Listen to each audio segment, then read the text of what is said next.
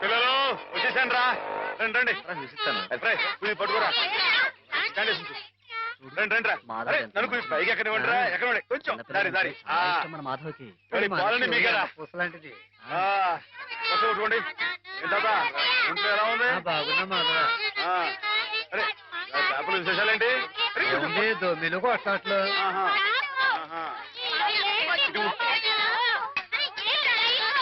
అరే ఉండండి రా అందరికి పోస్తారు కదా ఇది పట్టుకో ఇటు చెప్తాను సంగతి మాధవ్తో చెప్పి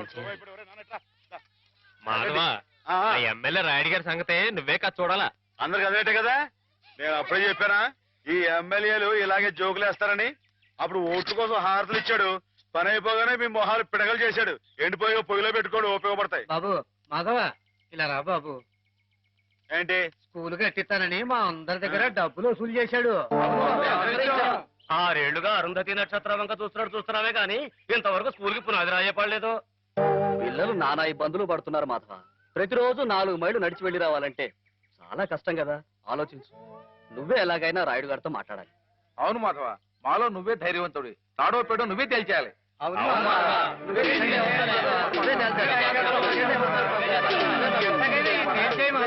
అందరూ ఆడికాళ్ళు పట్టుకుంటారేంట్రా?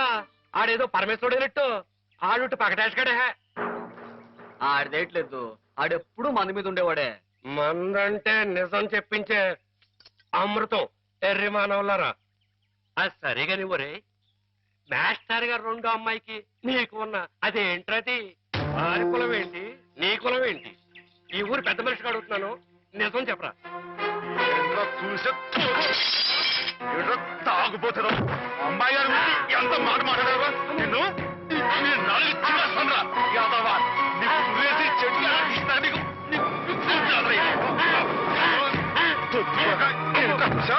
అమ్మాయి గారికి నాకు తగ్గొస్తారా యాదవా.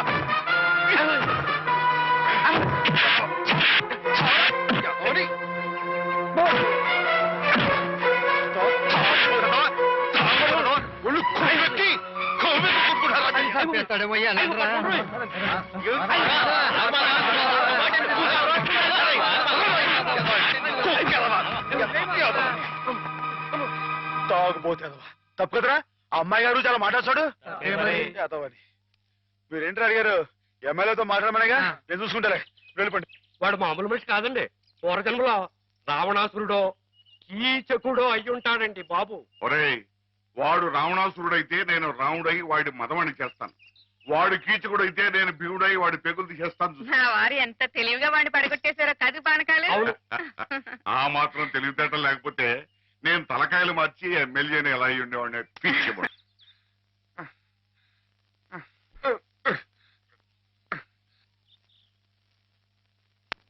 ఆ మాధవ్ గారిని ఊరికినే వదలటానికి వీలేదు. అబ్బా ఏమిటాయి నువ్వు? ఓ పంచి మంచి పొట్లకి తుంది, దాని ముక్కుల నిండా గుడ్డుగారం బాగా దట్టించి ఆ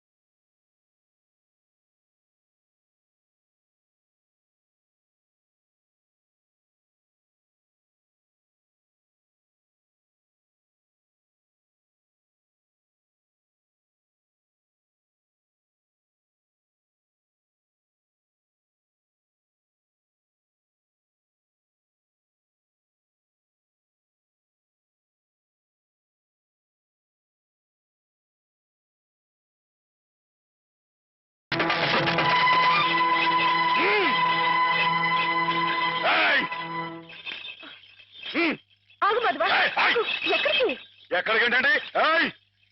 నా ప్రాణాలా చూసుకునే ఆవుల్ని చంపేయాలని చూస్తానే రాయుడు వాడి ప్రాణాలు తెస్తానండి. ఆ భయంతోనే అడిగాను మాధవ. ప్రతి విషయానికి ఊళ్ళో వాళ్ళందరూ నిన్నే ఉబ్బేస్తారు. దానివల్ల వస్తున్న అనర్థాలివి. వాళ్ళకి వాళ్ళు బాగానే ఉంటారు. మధ్యన అవస్థ పడేది నువ్వు. నా మాట విను మాధవ. జరిగింది మర్చిపో. అన్ని రోజులు మనవి కావు. కానీ ఈ రోజు నాదే అమ్మాయి గారు, తప్పుకోండి. ఆగమంటుంటే నువ్వు రాయుడి మీద చేసుకుంటే నా మీదొట్టు. అలాగేలేండి.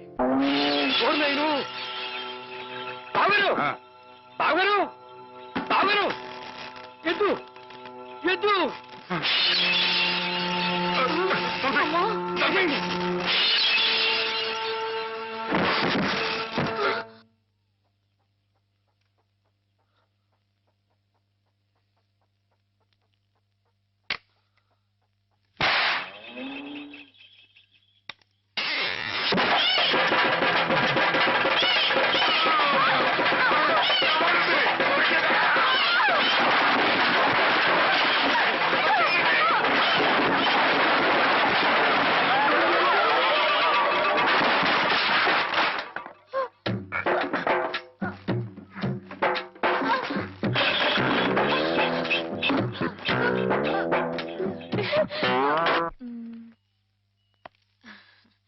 నేను ఈ చీర తీసుకుంటాను బావా. అదేమిటి అన్నిటికంటే తక్కువ ధర సెలెక్ట్ చేసుకున్నావు? ఇంట్లో ఉండేదాన్నే కదా, నాకు ఇచ్చాలే. హ్యామ్ ఎప్పుడు వస్తుందో ఏమిటో, తనకు కూడా వచ్చారు, నువ్వే చూడరాదు? నాకేం తెలుస్తుంది బావా, హేమని కట్టుకోబోయేవాడివి. నువ్వే సెలెక్ట్ చేయి. నా సెలక్షన్ తనకు నచ్చుతుందో లేదో. నచ్చకపోతే ముక్కు పిండి కట్టించు. మీ ఆవిడ చేత ఆ మాత్రం కూడా చేయించలేవా? ఇది బాగుంటుంది. ఏమిటి బావా, ఎప్పుడొచ్చా? ఇప్పుడే. అత్తయ్య పండక్కి చీరలు పంపించిందే, నీకేది కావాలో తీసుకో. మరి నీకు? నేను ఇది తీసుకున్నాను. నాకు ఇది బాగుంది. నేను చెప్పలేదు హ్యామ్కి నా టేస్ట్ నచ్చదని? నువ్వే సెలెక్ట్ చేసావు బావా. ఏదోలే, నీకు అది నచ్చింది కదా, అది తీసుకో. అదేం కాదు, నీ సెలక్షన్ ఏదో నువ్వే గనక నీ సెలక్షన్ నేను చెప్పాల్సిందే. నేను చెప్పను. గొడవ ఏంటండి? ఏం లేదు మాధవ, హ్యామకి ఏ చీర అయితే బాగుంటుందో నువ్వు పెద్ద కన్ఫ్యూషన్ తో చర్చ. ఫైనల్ గా నువ్వు చెప్పునైనా ఆవిడకి ఏ చీర బాగుంటుందో. అయ్యి బాబోయ్, దానికంత చర్చ కావాలేంటండి? మల్లెపూలంటే అమ్మాయి గారికి ఇదిగో ఈ మంచిగా ఉన్న రంగు చీర అయితే టెన్షన్ గా నప్పుద్దండి. కరెక్ట్, హ్యామ సెలక్షన్ అదే. ఇదిగోనయ్యా నేను రాంచిన నాటకం. ఇదిగో ఆ మాధవుడు ఉట్టి ఉబ్బులింగడు. వెళ్ళి వాడి కాళ్ళ మీద పడి కాకా పట్టడం కాదు, బాగా బాగా ఉదయి. దాంతో వాడి ఈ నాటకం ఆడడానికి ఒప్పుకుంటాడు. అప్పుడు స్టేజ్ మీద బాగా చితకటాన్ని కళ్ళు చేతులు విరిచాయి.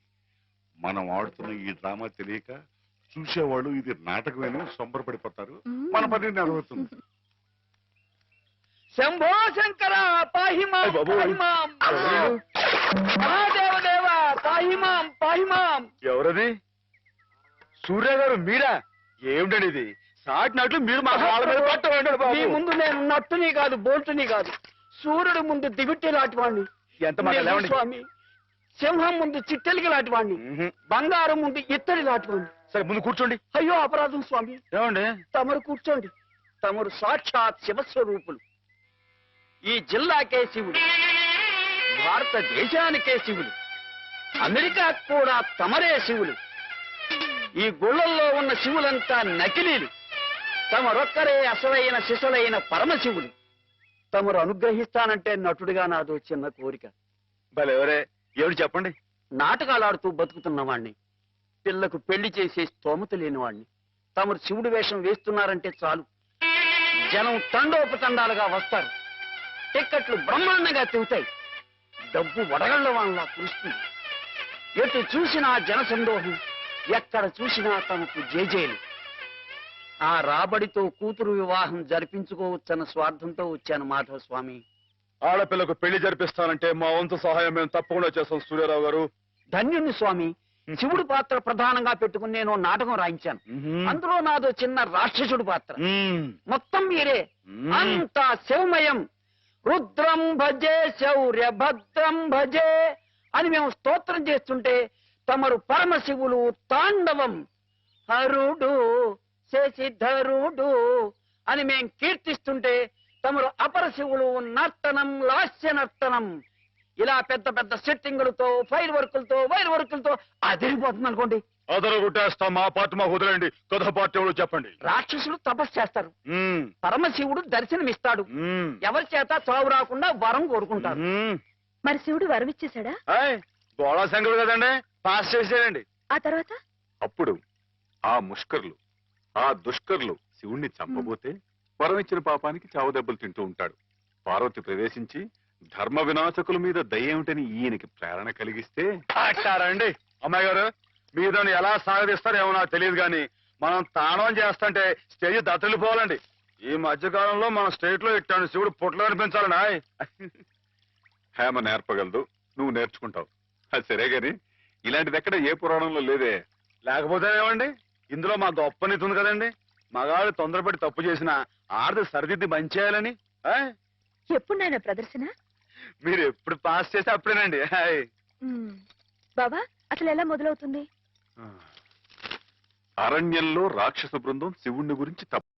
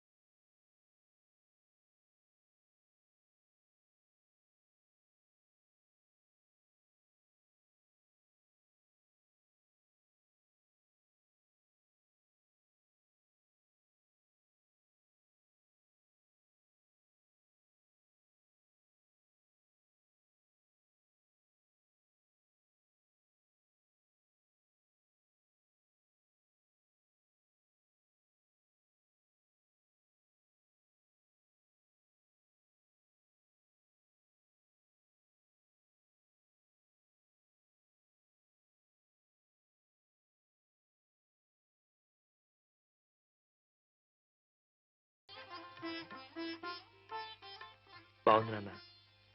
బాగుందండి. శుభం.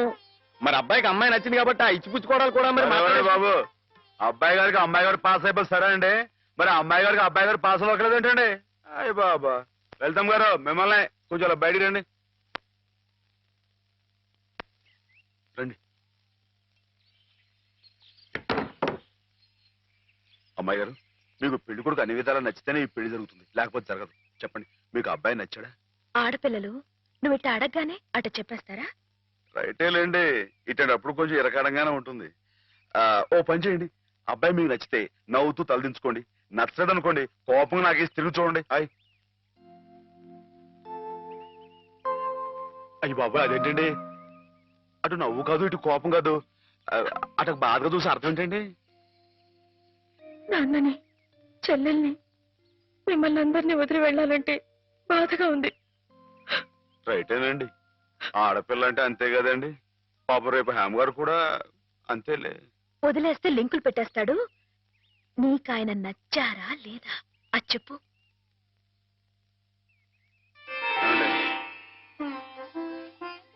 పాస్ అయిపోయినట్టే, మా అమ్మాయి గారికి అబ్బాయి గారు పాస్ అయిపోయారండి. ఇక పెళ్లి ఏర్పాటు చేసేసుకోండి. శుభం. అయితే కట్న కానుకల విషయాలు కూడా మరి ఏమండో మేమే బంగారం లాంటి ఆడపిల్లలు ఇస్తుంటే ఇంకా ఎదురుగుతారండి బాబు. నువ్వు ఊరుకో. సంతలో పశువుని పెట్టి బేరం ఆడినట్టు నన్ను మధ్యలో పెట్టి బేరం ఆడడం నాకు సుతరాం ఇష్టం లేదు. నేను అలా బయట నుంచి ఉంటాను, మీరు మాట్లాడుకోండి. మా వాడు చిన్నప్పటి నుంచి అంతేలేండి. కొన్ని పద్ధతులున్న మనిషి, మధ్యతరగతి వాళ్ళం కదా. తప్పని తెలిసినా కొన్ని బాధ్యతలను నెరవేర్చడానికి కొన్ని పనులు చేయక తప్పదు. మరి ఏమంటారు బావగారు? అవన్నీ ఎందుకండి, ఆ పుచ్చుకునేది ఏదో ఒక ముక్క మా మనసులో వేయండి. ఒక 50,000 అయితే సబబుగా ఉంటుందంటారు. సరే బావగారు, మీ సంబంధం మాకు నచ్చిందండి. త్వరలోనే ముహూర్తాలు పెట్టుకుందాం. వస్తామండి. నమస్కారం. విన్నావటే 50,000 కట్టం కానీ ఒక క్షణం ఆలోచించకుండా ఒప్పేసుకున్నాడు మీ అన్నయ్య గారు. అంతటితో ఆగుతుందా? లాంఛనాలని అవని ఇవని ఇంకా అమాం బాపతు ఇంకో 10,000 దేగుతుంది. కాస్త దేగితే మాత్రం తప్పే ఉందండి, మంచి సంబంధం అనుకున్న తర్వాత. ఒరే డబ్బు గురించిన ఆలోచన ఎందుకు బాబు గారు? ఈ ఇంటిని అమ్మేస్తాను. జోకులు వేస్తున్నారా బాబు గారు? లేదయ్యా, నిజంగానే అమ్మేస్తాను. తాతల నాటి ఆస్తి ఈ ఇంటిని అమ్మేస్తారా? అవును బాబు గారు, నాకు కుర్రాడు నచ్చాడు, అతని క్రమశిక్షణ నచ్చింది. ఈ రోజు లెక్కల ప్రకారం వాళ్ళు ఏమీ ఆకాశంలో లేరమ్మా, చాలా సబబుగానే అడిగారు. అయినా రేపు మీరు మాత్రం అడగరా? మీరు అడగకపోయినా నా బాధ్యతగా నేను ఇవ్వద్దా చెప్పండి? అందుకే ఇంటిని అమ్మేసేయాలనే నిశ్చయానికి వచ్చాను. మీ ఎరుకలో ఏదైనా మంచి బేరం ఉంటే చూడండి బాబుగారు. కాస్త ఇంటిని శ్రద్ధగా చూసుకునే మనుషులను చూడండి.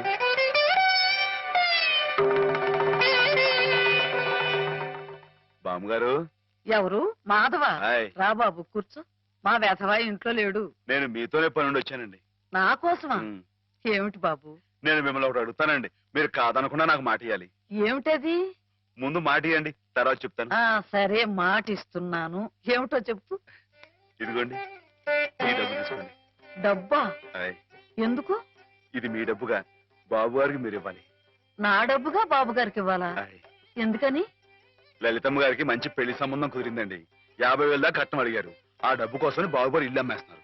ఇల్లు అమ్మేస్తే ఆయన ఏమైపోతారు పాపం? అందుకే కదండి ఈ డబ్బు ఇస్తున్నాను. నాకు ఎప్పటి నుంచోనండి బాబు గారి పుస్తకం వచ్చేయించాలన్న చిన్న ఆలోచన ఉందండి. ఆ కోరిక ఉపయోగించుకుని ఈ డబ్బు బజార్ కింద ఇచ్చామనుకోండి, ఆ పెళ్లి ఖర్చుకి ఉపయోగపడుతుంది, ఆ ఇల్లు నిలుస్తుందండి. అవును, ఇంత డబ్బు ఎక్కడిది నీకు? అప్పు చేశావా? నాకు ఆవులున్నాయి కదండి, అందులో కొన్ని అమ్మేశానండి, మిగతావేమో బేరం పెట్టాను. ఇలా అన్ని అమ్మేసుకుంటే నువ్వేం తిందామని. మళ్ళెవరే మీరంతా లేరేంటండి? మీ ఇంటికి వస్తే ఓ ముద్దు పెట్టరా? నాకు ఈ సాయం చేసి పెడతారు కదండి. మారేడు దళం శివుని పాదాలు తాకాలంటే ఏ చేతులు కాదంటాయి? ఎంత దొడ్డ మనసురా నాయనా నీది. ఏమిటి బామ్మగారు, నా కావ్యాలను మీరు వచ్చి అది కాదు బాబు గారు, మా వారు బోలుడు హైవేస్ నాకు వదిలి వెళ్ళిపోయారు. అనుభవించడానికి నేను నా మనవడు మిగిలాం. ఆ డబ్బు ఇలాంటి పుణ్యకార్యాలకు ఉపయోగిస్తే నా జన్మ తరిస్తుందనిపించింది. బామ్మగారు ఏంటండి పొద్దునే జన్మలు అయ్యి అంటున్నారు? నాన్నగారు పుస్తకాలన్నీ బామ్మగారు అచ్చు వేయిస్తారట మాధవ. అయ్యో బాబోయ్, ఎంత శుభవార్తనానండి. అనండి బాబు గారు, ఇక రామాయణం మహాభారతం పక్కన పేటేసో కూర్చుంటాయి మీ పుస్తకాలు. కానీ కానీ నా పుస్తకాల మీద మీకు రాబడి పెద్దగా ఉండకపోవచ్చు బామ్మగారు. మాకు పైసా రాబడి రాకపోయినా పర్వాలేదు బాబు గారు. ఒక మహాకవి రాసిన అపురూప గ్రంథాలు వెలుగు చూడాలి. మీరేమిటో మీ కళానికున్న శక్తి ఏమిటో 10 మందికి తెలియాలి. ఏం మాధవా? లక్ష విలువ చేసే మాట అన్నారండి.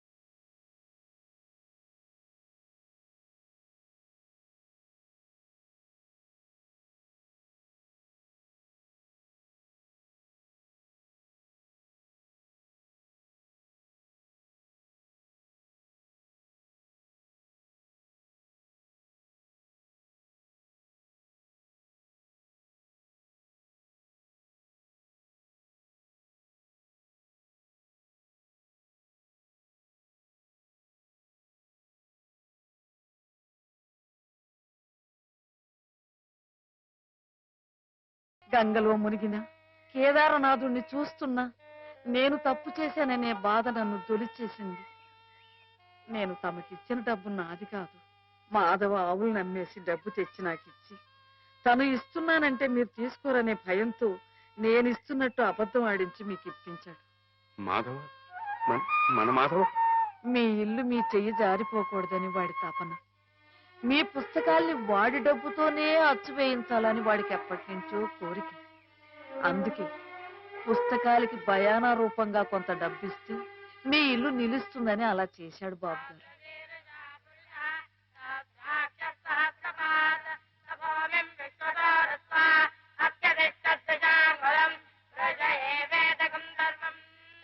ఆవులు ఏమయ్యాయా అని అడిగితే ఆసుపత్రిలో చేర్పించానని అబద్ధం చెప్పాడు. ఇందుకేనన్నమాట. మన్ను తినలేదని ఆ రోజు గోపాలుడు చెప్పిన అబద్ధం పెంచిన తల్లిని పునీతురాల్ని చేయడానికైతే మమత నిండిన ఈ గోపాలుడు ఈనాడు చెప్పిన అబద్ధం పెంచిన పంచని 10 కాలాల పాటు చల్లగా నిలపడానికమ్మా. నన్ను యువతలి గట్టుకు చేర్చిన మహనీయుడు అవతలి గట్టునే ఆగిపోయాడమ్మా. ఒక్కసారి వాణ్ణి మాధవం తీసుకురాగలవా? అలాగే నాన్న.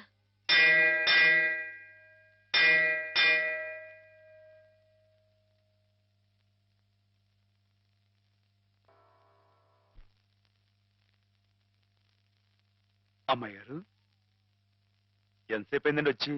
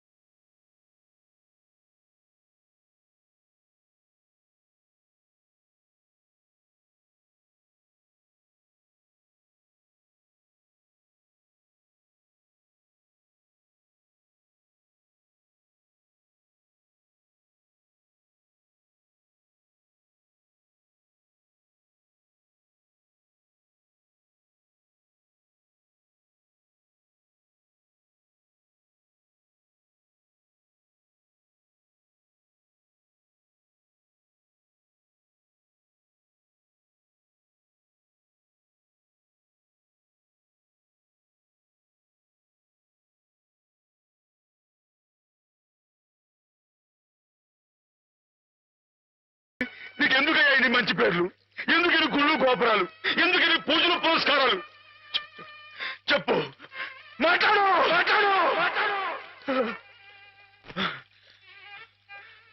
మాట్లాడు. ఎందుకంటే నువ్వు తప్పు చేసావు గనక. అసలు నువ్వు అంటూ ఉంటే కదయ్యా తప్పు చేయటానికైనా ఒప్పు చేయటానికైనా. నువ్వు ఉన్నావనుకోవటం మా పిచ్చి, మా ఎర్రి, మా భ్రమ. వద్దు, నువ్వు మా మధ్య ఉండడానికి వీలేదు. పో, దూరంగా పో. ఈ గోదావరిలో కలిసిపో, ఈ గోదావరిలో కలిగిపో. ఏమిటి ఆవేశం? దేవుడి మీద నీ కోపం? ఈయన దేవుడు ఎలాగవుతాడు బాబా? నమ్ముకున్న వాళ్ళకు మంచి చేసేవాడు దేవుడు, పూజలు చేసేవాళ్ళకు కాపు కాసేవాడు దేవుడు. ఈయన మనిషిలాగే మోసాడు బాబా. లేకపోతే రోజు శివారాధన చెయ్యందే మంచినీళ్ళు కూడా ముట్టుకుని అయ్యగారిని అర్థంతరంగా తీసుకుపోతాడా? అలాగా? అయితే మాత్రం నీకేం అధికారం ఉందని దీన్ని నీటిపాలు చేయాలనుకుంటున్నావు? ఇది నేను చేసుకున్న బొమ్మ, దీని మీద అధికారం నాకు ఎందుకు ఉండదు? నువ్వు చేసుకున్న బొమ్మ మీద నీకు అధికారం ఉన్నప్పుడు ఆ దేవుడు చేసుకున్న బొమ్మల మీద ఆయనకి అధికారం ఉండదా బాబు?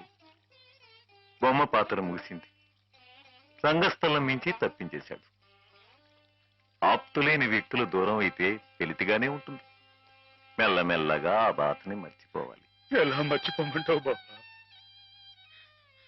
10 మాటల్లో 5ంటికి అర్థం చెప్పలేని వాడిని ఆయనతో పాటు సమానంగా కూర్చోబెట్టి ఆయన రాసిన పెద్ద పెద్ద పుస్తకాలన్నీ నాకు అంకితం చేశారు. నేనంత గొప్పనా బాబా? అంత పెద్దోడ్నా? నాకు తాహతుందా? నా కింద కీర్తి ఇచ్చి వారు కీర్తి శేషులు అయిపోయారు. నా మేడం మణారు వేసి ఆయన బట్టలో కలిసిపోయారు. ఊరుకో మాధవ, ఊరుకో. నీ బాబుగారి ఆత్మ శాంతించాలంటే త్వరలో ఆ పుస్తకాలన్నీ అచ్చు వేయించి ప్రజలకు అందించు. ఆయన పేరు శాశ్వతంగా నిలుస్తుంది.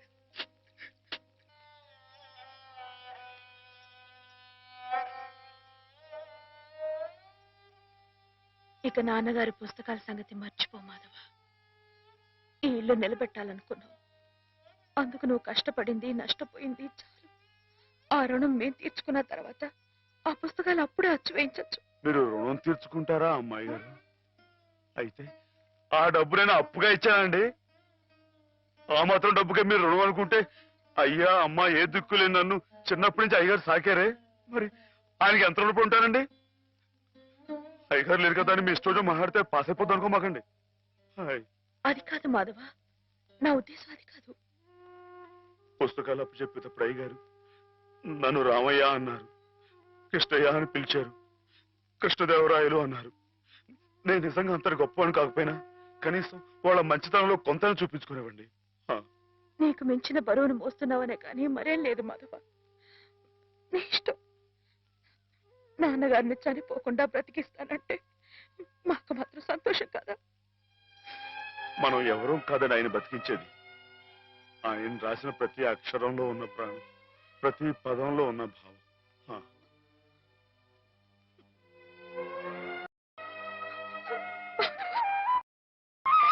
అమ్మాయి గారు, అమ్మాయి గారు, ఊరుకోండి అమ్మాయి గారు, ఊరుకోండి.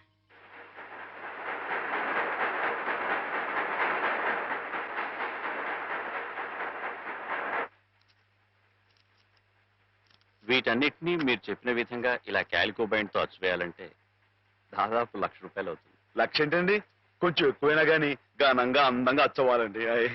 మరైతే బజానా అండి. ఇదిగోండి, ఈ డబ్బు ఉంచండి, లెక్కెట్టుకోండి.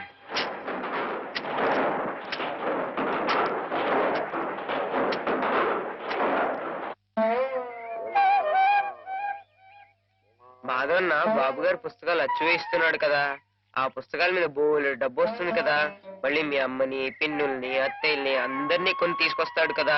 అప్పుడు దొడ్డంతా పశువులతో, ఇల్లంతా పాడితో మళ్ళీ పాత రోజులు వచ్చేస్తాయి కదా స్వామి. అనుకున్న టైంలో అనుకున్నట్టుగా అచ్చేసి ఇచ్చేశారు. చాలా సంతోషంగా ఉందండి. ఇవి ఇంత త్వరగా ప్రింట్ అవటానికి కారణం మీరు, మీ పట్టుదల. ఇవిగోండి మీ పుస్తకాలు. అందంగా అచ్చయ్యాయా? చాలా బాగున్నాయండి. మా బాబు గారే పట్టుబట్టలు కట్టుకుని ముస్తాబాయి వచ్చినట్లుగా ఉన్నాయండి. ఏంటయ్యా ఈ అడావుడి? అయ్యగారు రాసిన పుస్తకాలు. ఓహో.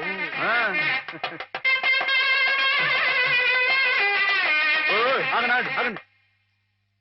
ఇదేంటి పిచ్చాసుపత్రి బండి ఉందేంటి ఇక్కడ?